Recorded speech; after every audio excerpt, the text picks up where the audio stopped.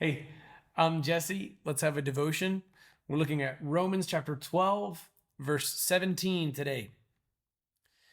Do not repay anyone evil for evil. Give careful thought to do what is honorable in everyone's eyes.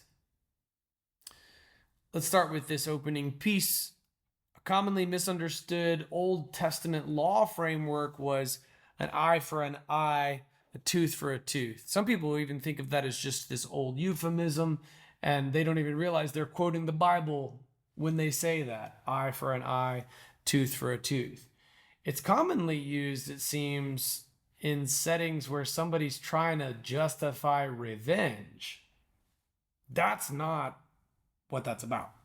Here's the Old Testament. Here's the original. Here's the actual text from which that is drawn. Exodus 21:23. If there is an injury, then you must give life for life, eye for eye, tooth for tooth, hand for hand, foot for foot. This is where that comes from.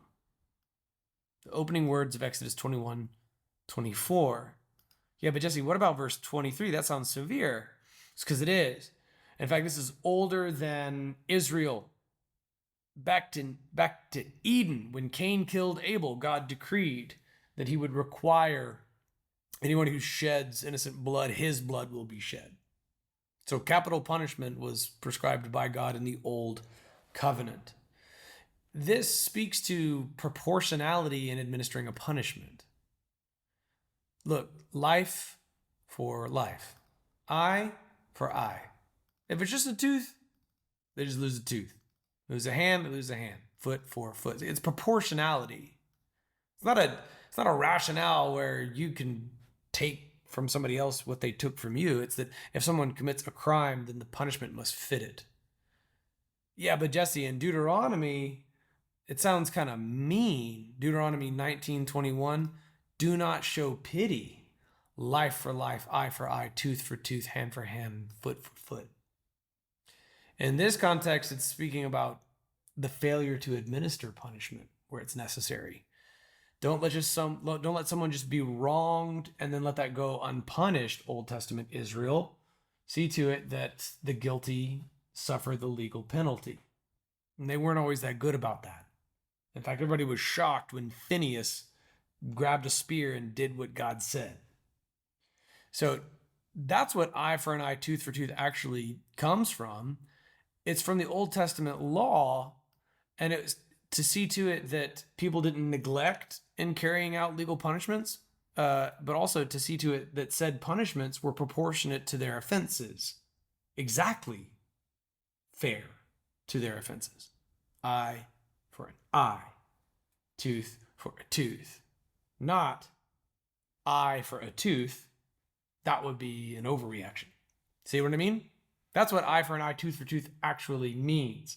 It's not a rationale for personal vengeance. In fact, Romans 12:17 says, don't repay anyone evil for evil. When someone does something evil to you, don't go right back at them with evil of your own. This is something that's taught numerous times in Scripture. Paul wrote Romans and said, don't repay anyone for evil for evil. And then in 1 Peter chapter 3, verse 8 and 9, we see the same exact teaching. Finally, all of you be like-minded and sympathetic. Remember, weep with those who weep. Love one another, right? Love one another earnestly from the heart. And be compassionate and humble. Don't be wise in your own eyes. Associate with the humble. Don't be proud. Not paying back evil for evil. Look at that. It's exactly in our text today. Or insult for insult, but on the contrary, giving a blessing. See that? Remember, this is also in Romans 12. Bless those who persecute you. Bless and do not curse. Since you are called for this so that you may inherit a blessing. Look at that. When you interface it with 1 Peter 3, you can see that you even get a blessing when you live out Romans 12. You live out 1 Peter 3, it ends with a blessing. So the same exact teaching comes with a blessing, I believe, in Romans chapter 12. Now, Paul also wrote 1 Thessalonians chapter 5, verse 15, see to it that no one repays evil for evil to anyone, but always pursue what is good for one another and for all. This evil for evil model is kind of what's at play, like in, say, cancel culture, mob justice, and it's something that the internet seems to default to. So repaying evil for evil is a terrible model for justice. Because how does the story go? Someone did something evil to you, so you do something evil right back to them. So they do something evil right back to you. And then this just, not only does it go on in perpetuity, even if it's proportionate, but it escalates in all likelihood. Rather than abiding by what eye for an eye, tooth for a tooth means, somebody's going to end up taking an eye because they lost a tooth. That's going to incur more retribution, and then their family becomes collateral damage in your retaliation. And so then the whole family comes at you and your family, and now your whole family's involved, and now it's Hatfields and McCoys, and as this volley of evil for evils for evils for even more evils, it's going to get the whole community awash, and it can do nothing but escalate, and it never actually is finished. Evil for evil is a stupid model for justice, and we are depraved and terrible arbiters of such justice.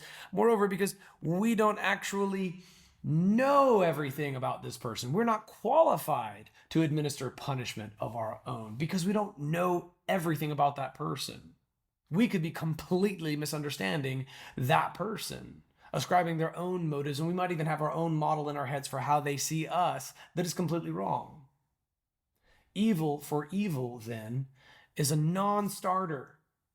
It is a terrible model for justice because it can only escalate, and it's never actually done, and you're not qualified to administer it.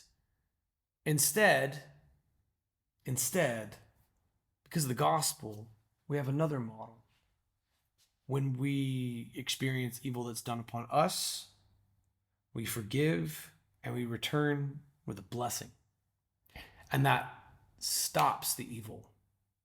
Rather than volleying back and forth and escalating exponentially, leaving collateral damage in its wake in all directions, all based on misinformation and a stupid model for justice, instead, here comes the evil.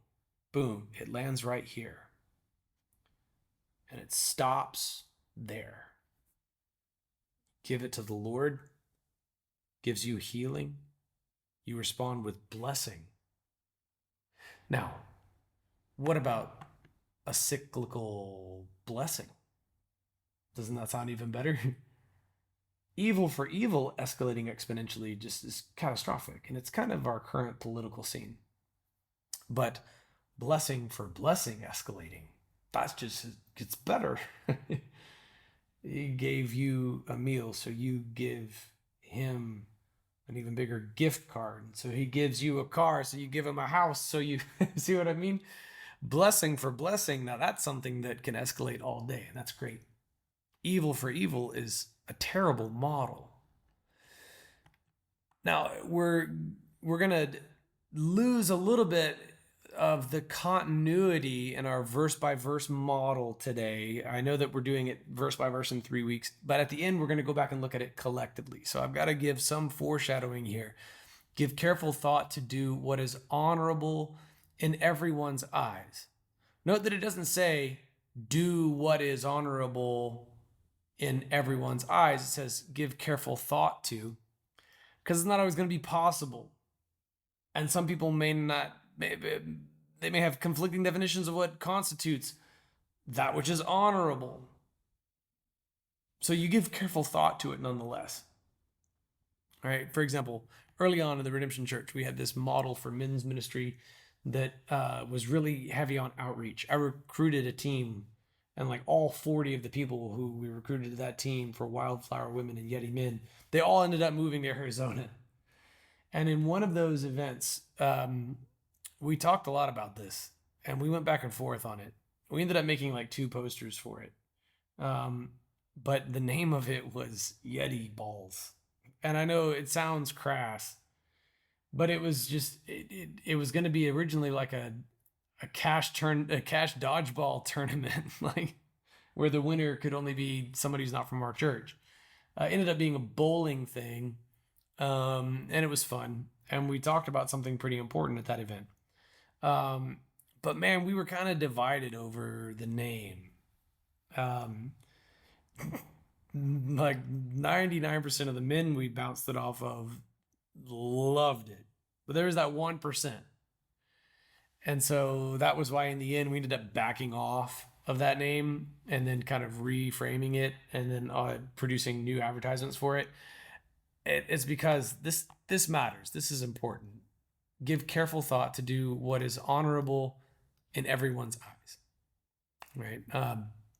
Now, that's going to flow into the way that you're going to try to be at peace with everyone as far as it depends upon you, but just stay tuned. There's more to come.